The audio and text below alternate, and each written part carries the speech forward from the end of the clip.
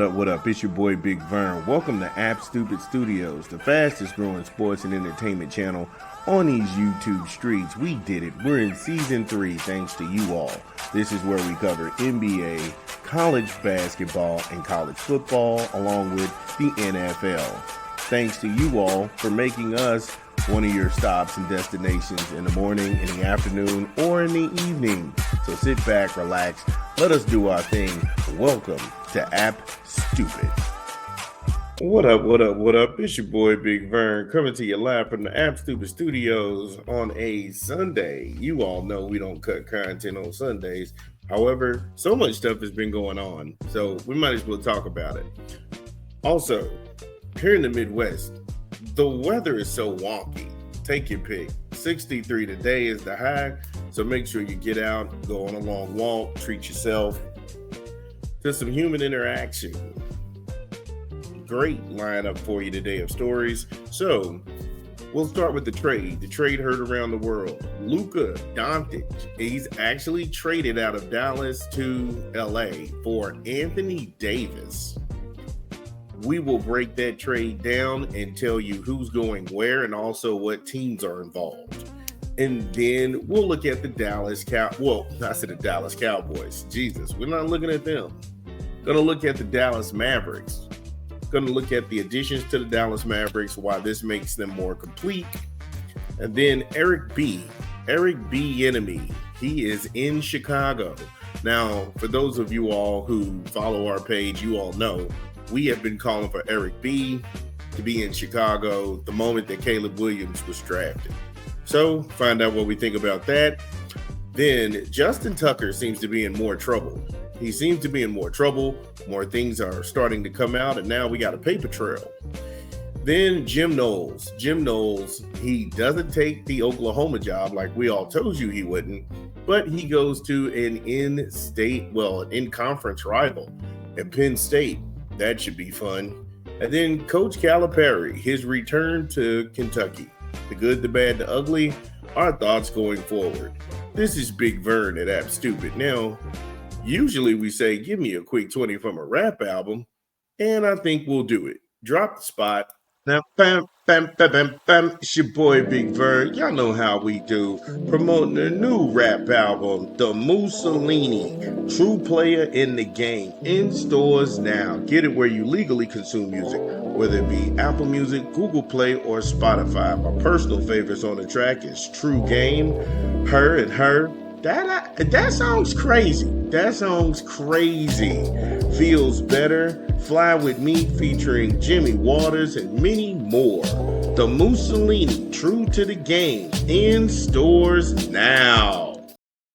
Yeah, shout out to the Mussolini. I like it. I enjoy the project. Like I said, that's why we promoting it.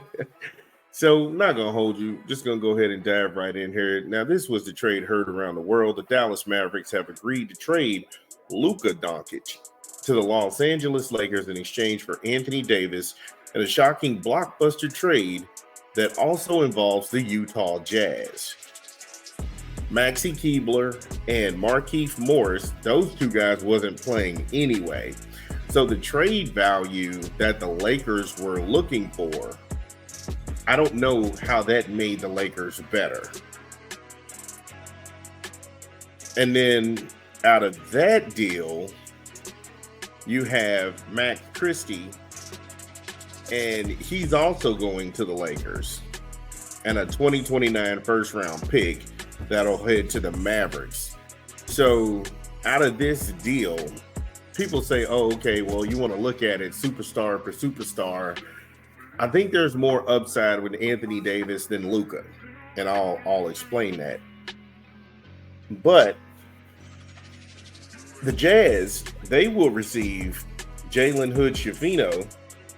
Now, for those of you all who don't know who he is, he was the point guard that left a year earlier when he was at Indiana, him and Trace Jackson Davis. I felt like Hood-Schifino should have stayed, but he wanted to start his NBA journey early. Nobody's going to begrudge the young man. So he's actually on the move to Utah. and they get a 2025 second round pick via the Clippers, and the Mavericks a 2025 second round pick in the trade as well.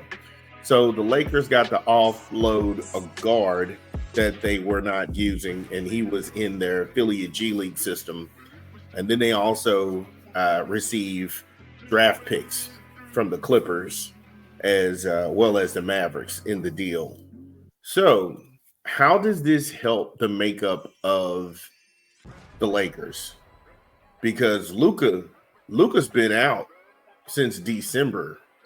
We're approaching Valentine's Day. Look, before we get into that, let's take a quick 20 and then we'll jump back in to address why this happened. And then you'll get to hear why the Dallas Mavericks GM pulled the trigger on the deal. This is Big Vern. Bam, bam, bam, bam, bam. It's your boy Big Vern coming to you live from the App Stupid Studios. We promoting another rap album this month, Mac Miller, Balloonerism, in stores now. Get it where you legally consume music, whether it be Apple Music, Google Play, or Spotify. My personal favorites on the track is $5 Pony Rides, Friendly Hallucinations. Friendly Hallucinations is dope. That's a really good song. Excisors, and then Mannequins. Mac Miller, Balloonerism, in stores now. Yeah, shout out to Mac Miller. I like Mac. I think that the project is dope. But when I left off, I wanted to go ahead and give you why the general manager, Nico Harris, why he pulled the trigger on the deal. And it's Doncic's poor defense, which stuck out in the finals, and the regular conditioning issues were too much for the Mavericks general manager to overlook. Now, Doncic has been sidelined since Christmas due to a calf injury, and it's worth being noted that Luca has never played more than 72 games in a season. If you all go back and you look at our channel, we call him Luca Donut. And this year, Luca showed up in shape. He showed up in shape. He wasn't heavy. He wasn't pudgy around the face. And for all of the people who make fun of Zion and his weight issues, Luca was just as big as Zion, if not bigger. And it doesn't mean that he can't play, but if we're going to be critical of one person, we have to be critical of everybody. That being said, you have Nico Harris, and he said, and I quote, "I believe that defense wins championships." Now, I believe that getting an all-defensive center and an all-NBA player with a defensive mindset gives us a better chance to win. We're built to win now and not in the future, end quote. And as much as people would like roll their eyes at this trade, Nico Harris is absolutely right. They have centers that they can actually combine to help relieve Anthony Davis of playing that five. Anthony Davis wasn't comfortable playing the center in the Lakers. You know, LeBron was his boy. He went there, forced his way out of New Orleans back when they had DeMarcus Cousins at the five and they had him at the four. Anthony Davis feels more comfortable when he's lined up in the four.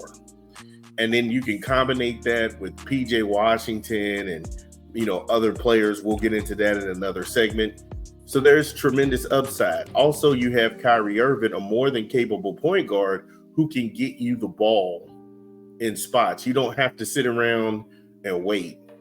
And then you have Klay Thompson coming off the bench, doing the little intangibles that can help the Dallas Mavericks move further up the chain in the Western Conference. Yeah, he's going to have to learn. He's got to learn the system. He's got to learn how to rotate. Those things he's going to have to pick up on. But you see the upside. The Mavericks, they will now move forward with Davis and Kyrie Irving pairing. And those two have a chance to be a dynamite combination. And they have balanced rosters between them to 26 to 23. The Mavericks, they're ninth right now. They're in the ninth place in the crowded Western Conference.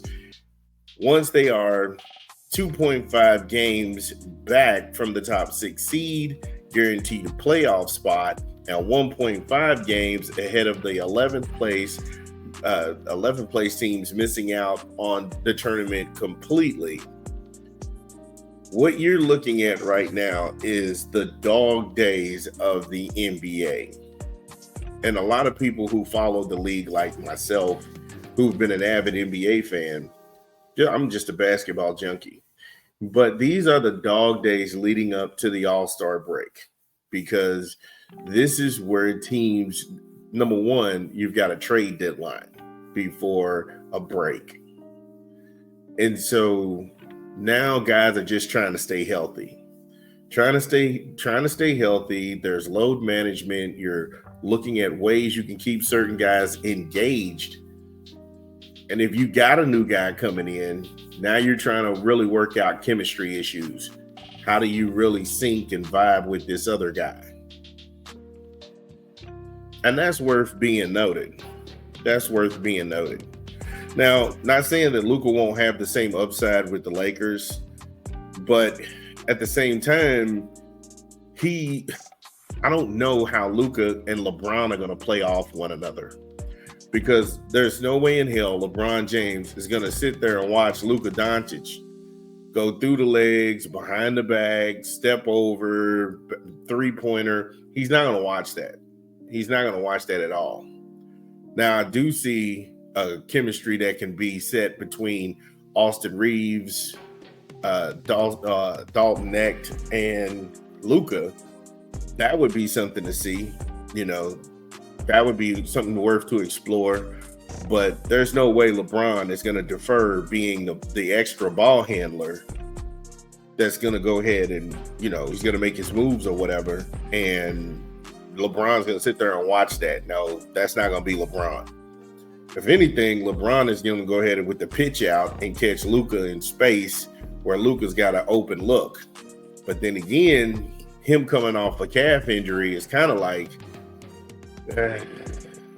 is he going to be able to pick up his gameplay leading up to, and that's even if he comes back before the All-Star break. The All-Star break is in about a week or two.